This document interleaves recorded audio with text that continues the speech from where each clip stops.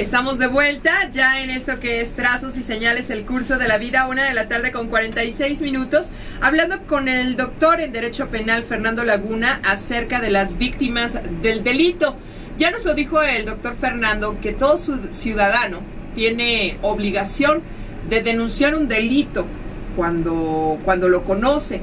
Entonces tenemos todos estos tipos de víctimas de los que ya nos habló el doctor Fernando. Y por ejemplo, nosotros hasta nos ofendemos cuando escuchamos a una autoridad decir es una víctima que lo permitió, pero ¿cómo lo voy a permitir?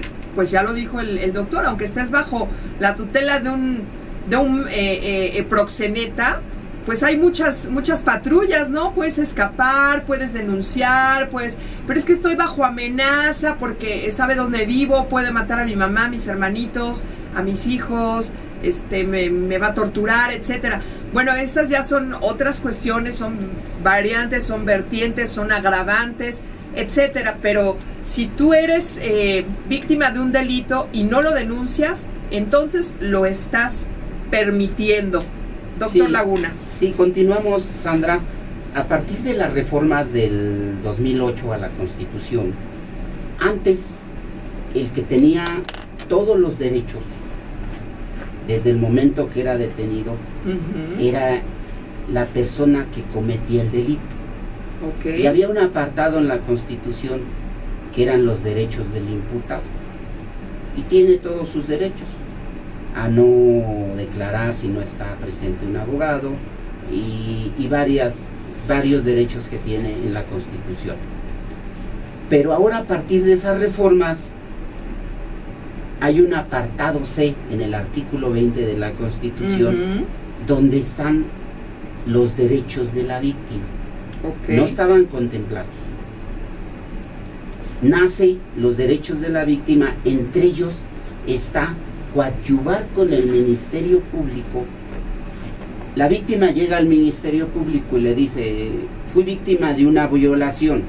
Entonces el Ministerio Público tiene que iniciar, antes se llamaba averiguación previa, ahora se llama carpeta de investigación. Inicia la carpeta de investigación, inician las investigaciones, y ahora tiene la facultad la víctima de que inmediatamente en el proceso se le haga la reparación del daño. Okay. Pero inmediatamente debe de recibir ayuda psicológica y legal. Si no lo hace, la autoridad está teniendo un abuso de autoridad y puede ser denunciada. El Ministerio Público que conocemos normal. Pero ahora ya existen unas oficinas especializadas.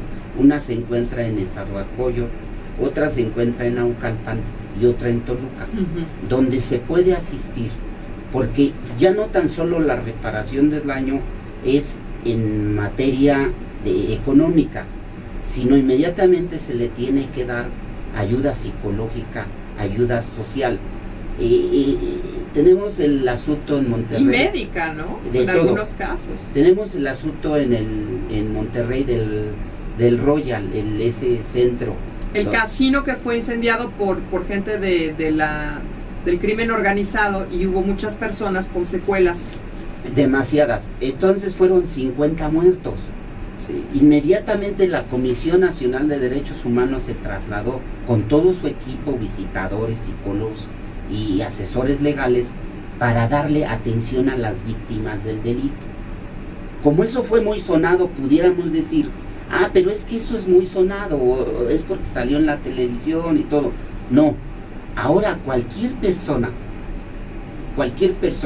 que sea víctima del delito puede acudir al Ministerio Público a hacer valer, porque después de que la Constitución lo reformó en el 2008, nació una ley general para atención a víctimas del delito que aprobó el Senado.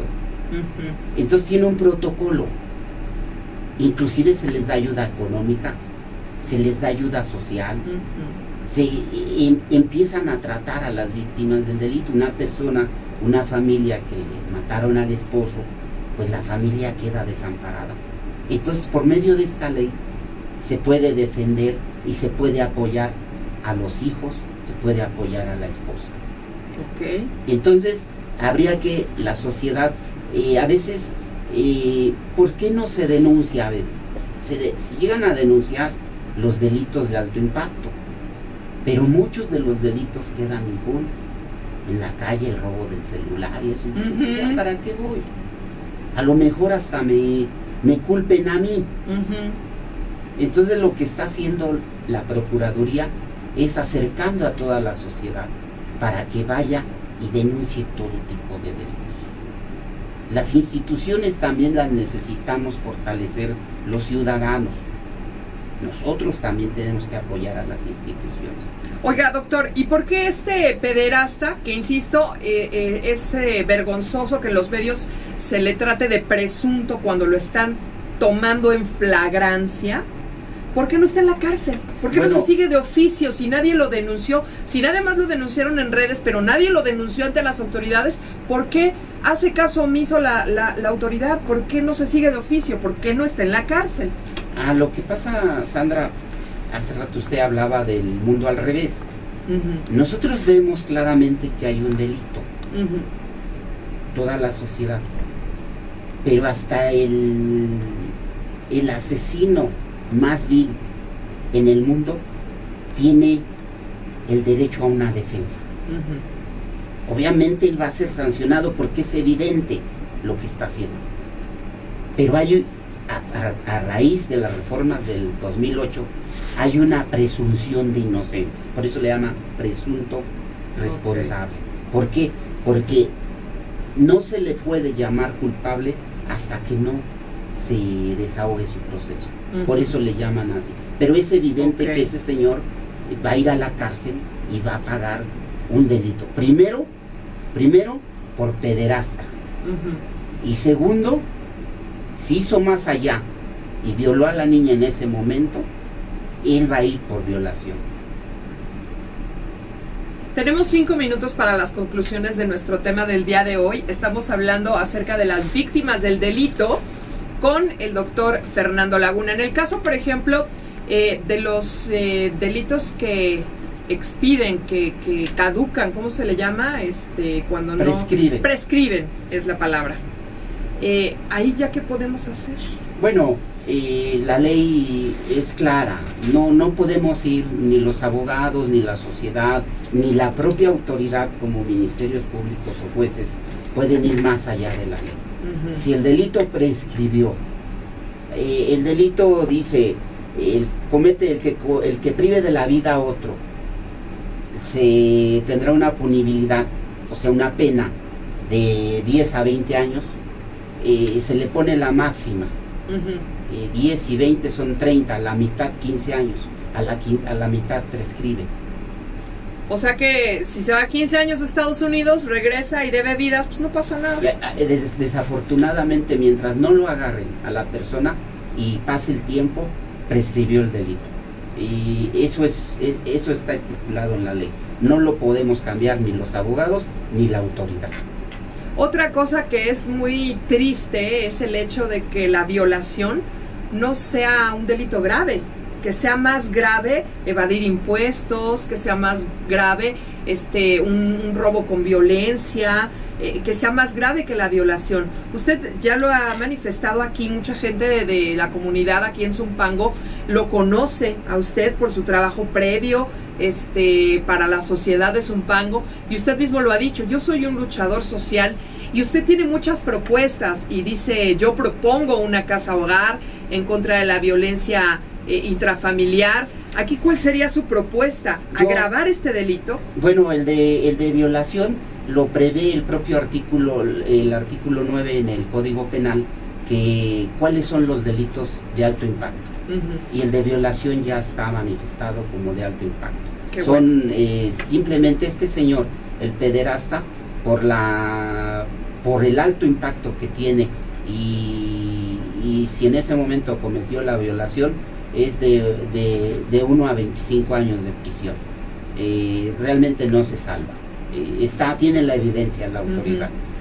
Yo, lo que usted decía, yo propongo una casa hogar contra la violencia intrafamiliar, que sea un filtro antes de llegar al Ministerio Público, porque la violencia intrafamiliar sucede en cualquier hora del día o de la noche.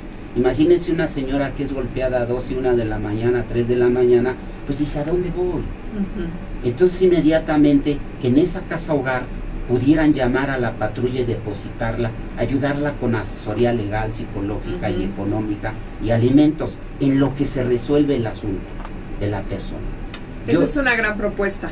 Yo creo que sería una gran propuesta para evitar delitos, porque además al rato esa víctima, esa señora con sus hijos, se vuelve victimario. A veces matan al marido. ¿Y qué es lo que sucede? La persona, el marido, pues fallece, la señora a la cárcel y los hijos. Es un problema sociológico. Es un problema sociológico y tendremos oportunidad de seguirlo desmenuzando con la siempre muy atinada intervención del doctor en Derecho Penal Fernando Laguna, quien nos habló hoy acerca de este tema. Así llegamos a la parte final de nuestro programa del día de hoy. Muchísimas gracias a Daniel Montes de Oca en la producción. Soy Sandra Tarina Pérez, esto fue Trazos y Señales, el curso de la vida.